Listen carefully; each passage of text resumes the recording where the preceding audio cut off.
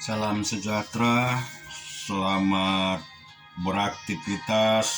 Biarlah hari ini lebih baik dari hari-hari sebelumnya. Berkat Tuhan selalu berkelimpahan di dalam kehidupan kita semua.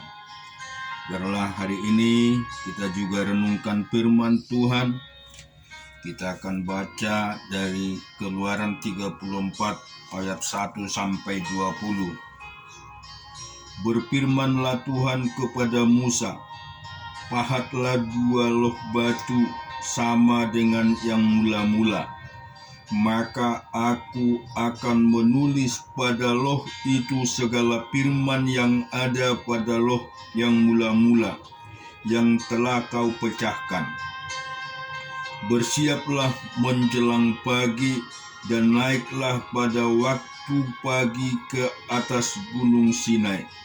Berdirilah di sana menghadap aku di puncak gunung itu. Tetapi janganlah ada seorang pun yang naik bersama-sama dengan engkau, dan juga seorang pun tidak boleh melihat di seluruh gunung itu. Bahkan kambing domba dan lembu sapi pun tidak boleh makan rumput di sekitar gunung itu. Lalu Musa memahat 2 loh batu sama dengan yang mula-mula. Bangunlah ia pagi-pagi dan naiklah ia ke atas gunung Sinai, seperti yang diperintahkan Tuhan kepadanya, dan membawa kedua loh batu itu di tangannya. Turunlah Tuhan dalam awan, lalu berdiri di sana dekat Musa serta menyerukan nama Tuhan.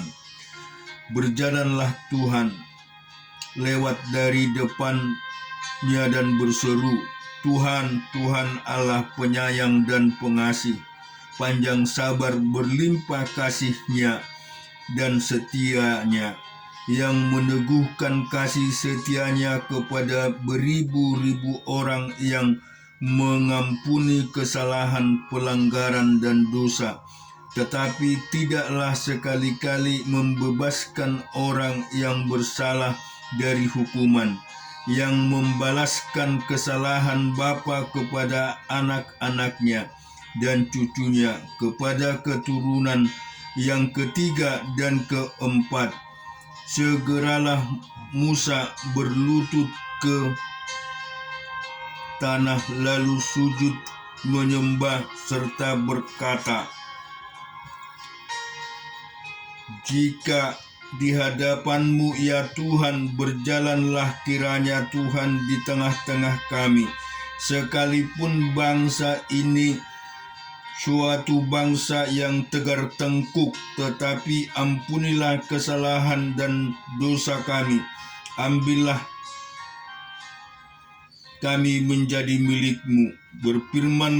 Firman-Nya, sungguh aku mengadakan suatu perjanjian di depan seluruh bangsa-Mu ini. Akan kulakukan perbuatan-perbuatan yang ajaib, seperti yang belum pernah dijadikan di seluruh bumi, di antara segala bangsa. Seluruh bangsa yang di tengah-tengahnya engkau diam akan melihat perbuatan Tuhan, sebab apa yang akan kulakukan dengan engkau sungguh-sungguhlah dahsyat. Tetapi engkau berpeganglah pada yang kuperintahkan kepadamu pada hari ini. Lihat, aku akan menghalau dari depanmu orang Amori, orang Kanaan, orang Het, orang Peris, orang Hewi, dan orang Yebus. Berawas-awaslah, janganlah kau adakan perjanjian dengan penduduk negeri yang kau datangi itu, supaya jangan mereka menjadi jerat bagimu di tengah-tengahmu. Sebaliknya, mesbah-mesbah mereka haruslah kamu rubuhkan. Tugu-tugu berhala mereka harus kamu remukkan, dan tiang-tiang berhala mereka kamu tebang, sebab Janganlah engkau sujud menyembah kepada Allah lain, karena Tuhan yang namanya cemburuan adalah Allah yang cemburu. Janganlah engkau sampai mengadakan perjanjian dengan penduduk negeri itu apabila mereka berzinah dengan mengikuti Allah mereka dan mempersembahkan korban kepada Allah mereka.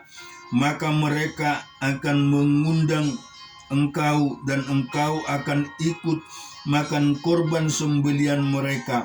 Apabila engkau mengambil anak-anak perempuan mereka menjadi istri anak-anakmu, dan anak-anak perempuan itu akan berzina dengan mengikuti Allah mereka, maka mereka akan membujuk juga anak-anakmu laki-laki untuk berzina dengan mengikuti Allah mereka. Janganlah kau buat bagimu Allah tuangan. Hari raya roti tidak beragi haruslah kau pelihara.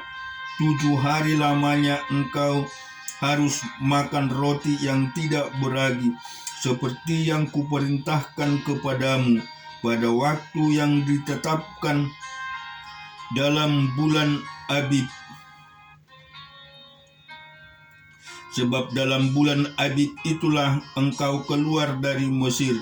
Segala apa yang lahir terdahulu dan dari kandungan akulah yang empunya, juga segala ternakmu yang jantan, anak yang lahir terdahulu dari lembu atau dombamu. Tetapi anak yang lahir terdahulu dari keledai haruslah kau tebus dengan seekor domba. Jika tidak kau tebus, haruslah kau patahkan batang lehernya.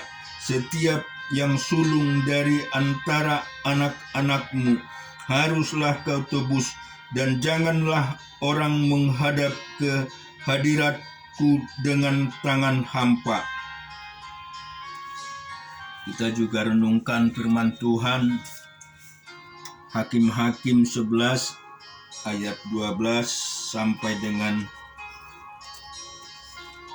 38.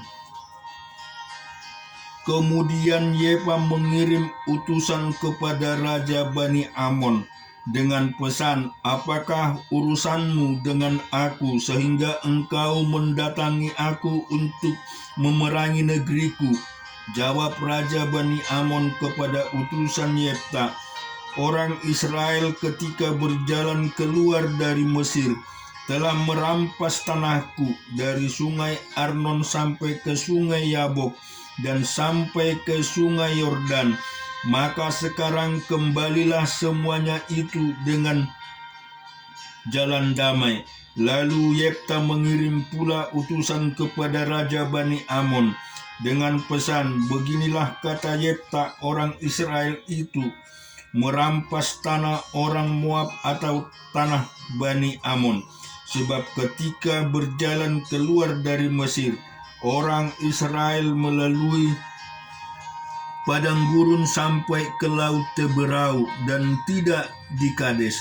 Ketika itu orang Israel mengirim utusan kepada raja negeri Edom dengan permintaan, izinkanlah kiranya kami berjalan melalui negerimu ini.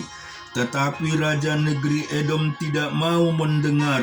Mereka mengirim juga utusan kepada raja negeri Moab, tetapi raja ini menolak. Maka orang Israel tinggal di Kades. Kemudian mereka berjalan melalui padang gurun, menempuh jalan keliling tanah Edom dan tanah Moab, lalu sampai ke sebelah timur tanah Moab. Maka berkemalah mereka di sebelah sungai Arnon dengan tidak masuk daerah Moab, sebab sungai Arnon itulah batas daerah Moab. Lalu orang Israel mengirim utusan kepada Sihon, raja orang Amori, raja di Hesibon, dan orang Israel meminta kepadanya, izinkanlah kiranya kami berjalan melalui negerimu ini sampai ke tempat yang kami tuju. Tetapi Sihon tidak percaya kepada orang Israel yang hendak berjalan melalui daerahnya itu. Maka dikumpulkannyalah seluruh rakyatnya, ia berkemah di Yahas, lalu berperang melawan orang Israel. Tetapi Tuhan Allah Israel menyerahkan Sihon dengan seluruh rakyatnya ke dalam tangan orang Israel, dan mereka dikalahkan sehingga orang Israel menduduki seluruh negeri kepunyaan orang Amori, penduduk negeri itu. Demikianlah dimiliki orang Israel seluruh daerah orang Amori itu, dari sungai Arnon sampai ke sungai Yabok, dan dari padang gurun sampai ke sungai Yordan. Maka sekarang Tuhan Allah Israel telah merebut milik orang Amori bagi Israel umatnya. Apakah engkau hendak memiliki pula tanah mereka itu? Bukankah engkau akan memiliki apa yang diberi oleh Kamos Allahmu? Demikianlah kami memiliki segala yang direbut bagi kami oleh Tuhan Allah kami. Lagi pula, apakah engkau lebih baik dari Balak bin Zippor, Raja Moab? Pernahkah ia menuntut hak kepada orang Israel, atau pernahkah ia berperang melawan mereka? Ketika orang Israel diam di Hesbon dengan segala anak kotanya, di Arur dengan segala anak kotanya, dan di segala kota sepanjang kedua tepi sungai Arnon selama 300 tahun, mengapa pada waktu itu engkau tidak melepaskan kota-kota itu? Jadi aku tidak bersalah terhadap engkau, tetapi engkau berbuat jahat terhadap aku dengan berperang melawan aku. Tuhan hakim itu, dialah yang menjadi hakim pada hari ini antara orang Israel dan Bani Amon. Tetapi Raja Bani Amon tidak mendengarkan perkataan yang disampaikan kepadanya oleh utusan-utusan Yefta. Kita juga baca Ayub 18 dari ayat 1 sampai dengan 21. Maka Bildad orang Suah menjawab, "Bilakah engkau habis berbicara? Sadarilah, baru kami akan bicara. Mengapa kami dianggap binatang? Mengapa kami bodoh dalam pandanganmu? Engkau yang menerkam dirimu sendiri dalam kemarahan. Demi kepentinganmukah bumi harus menjadi sunyi dan gunung batu bergeser dari tempatnya? Bagaimanapun juga terang orang fasik tentu padam, dan nyala apinya tidak tetap bersinar. Terang di dalam kemahnya menjadi gelap, dan pelita di atasnya padam. Langkahnya yang kuat terhambat, dan pertimbangannya sendiri menjatuhkan dia, karena kakinya sendiri menyambutkan dia dalam jaring, dan di atas tutup pelubang ia berjalan. Tumitnya tertangkap oleh jebak, dan ia tertahan oleh jerat. Tali tersembunyi baginya dalam tanah, perangkap terpasang baginya pada jalan yang dilaluinya.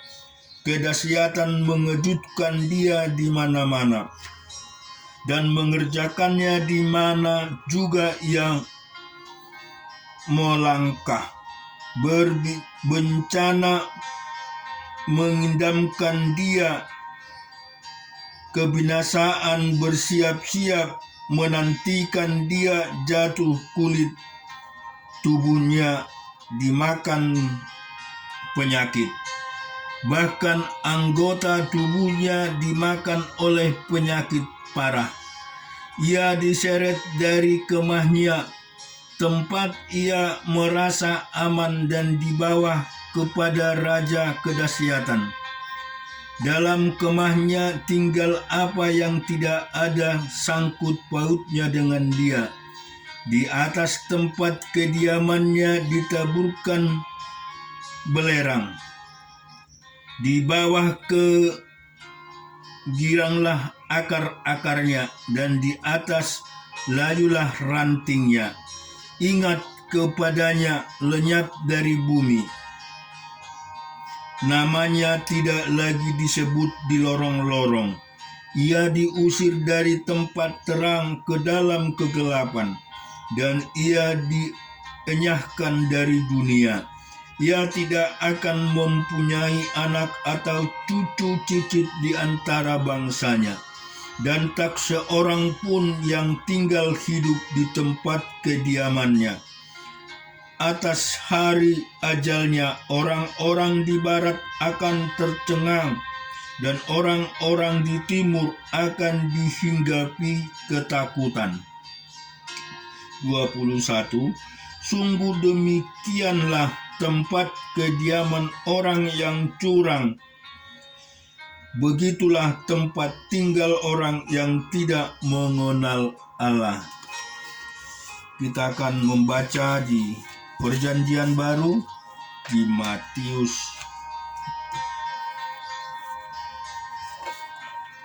11 ayat 1 sampai 29.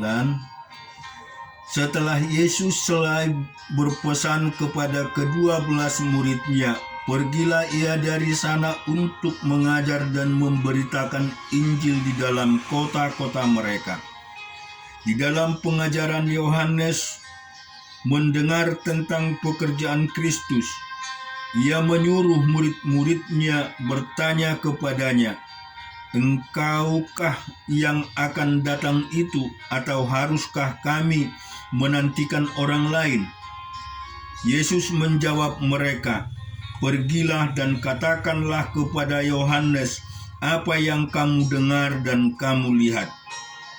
Orang buta melihat, orang lumpuh berjalan, orang kusta menjadi tahir, orang tuli mendengar, orang mati dibangkitkan, dan kepada orang miskin diberitakan kabar baik. Dan berbahagialah orang yang tidak menjadi kecewa dan menolak aku." Setelah murid-murid Yohanes pergi, mulailah Yesus berbicara kepada orang banyak itu tentang Yohanes. "Untuk apakah kamu pergi ke padang gurun, melihat buluh yang digoyangkan angin kian kemari? Atau untuk apakah kamu pergi melihat orang yang berpakaian halus? Orang yang berpakaian halus itu tempatnya di istana raja. Jadi untuk apakah kamu pergi melihat nabi? Benar, dan aku berkata kepadamu, bahkan lebih daripada nabi. Karena tentang dia ada tertulis, 'Lihatlah, aku menyuruh utusanku mendahului engkau. Ia akan mempersiapkan jalanmu di hadapanmu.' Aku berkata kepadamu, sesungguhnya di antara mereka yang dilahirkan oleh perempuan, tidak pernah tampil seorang yang lebih besar daripada Yohanes Pembaptis. Namun yang terkecil dalam kerajaan surga lebih besar daripadanya. Sejak tampilnya Yohanes Pembaptis hingga sekarang, kerajaan surga diserong, dan orang yang menyerongnya mencoba menguasainya. Sebab semua nabi dan kitab Taurat bernubuat hingga tampilnya Yohanes. Dan jika kamu mau menerimanya, inilah Elia yang akan datang itu. Siapa bertelinga, hendaklah ia mendengar. Dengan apakah akan kau umpamakan angkatan ini? Mereka itu seumpama anak-anak yang duduk di pasar dan berseru kepada teman-temannya, Kami meniup seruling bagimu, tetapi kamu tidak menari. Kami menyanyikan kidung duka, tetapi kamu tidak berkabung. Karena Yohanes datang, ia tidak makan dan tidak minum. Dan mereka berkata, ia kerasukan setan. Kemudian Anak Manusia datang, ia makan dan minum. Dan mereka berkata, lihatlah, ia seorang pelahap dan peminum, sahabat pemungut cukai dan orang berdosa. Tetapi hikmat Allah dibenarkan oleh perbuatannya. Lalu Yesus mulai mengecam kota-kota yang tidak bertobat, sekalipun di situ ia paling banyak melakukan mujizat-mujizatnya. Celakalah engkau Korazim, celakalah engkau Betsaida, karena jika di Tirus dan di Sidon terjadi mujizat-mujizat yang telah terjadi di tengah-tengah kamu, sudah lama mereka bertobat dan berkabung.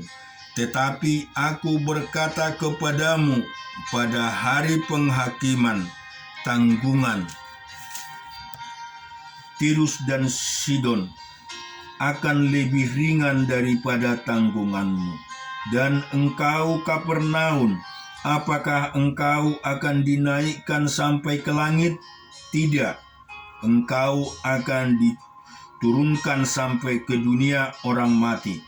Karena jika di Sidon terjadi mujizat-mujizat yang telah terjadi di tengah-tengah kamu, kota itu tentu masih berdiri sampai hari ini. Tetapi aku berkata kepadamu, pada hari penghakiman, tanggungan negeri Sidon akan lebih ringan daripada tanggunganmu. Pada waktu itu berkatalah Yesus, aku bersyukur kepadamu, Bapa Tuhan langit dan bumi, karena semuanya itu engkau sembunyikan bagi orang bijak dan orang pandai, tetapi engkau nyatakan kepada orang kecil. Ya Bapa, itulah yang berkenan kepadamu. Semua telah diserahkan kepadaku oleh Bapakku, dan tidak seorang pun mengenal anak selain Bapa, dan tidak seorang pun mengenal Bapa selain anak dan orang yang kepadanya anak itu berkenan menyatakannya. Marilah kepadaku semua yang letih lesu dan berbeban berat, aku akan memberi kelegaan kepadamu. Pikullah kuk yang kupasang dan belajarlah padaku, karena aku lemah lembut dan rendah hati, dan jiwaku akan mendapat ketenangan. Sebab kuk yang kupasang itu enak dan bebanku pun ringan. Amin. Tuhan kiranya memberkati kita semua.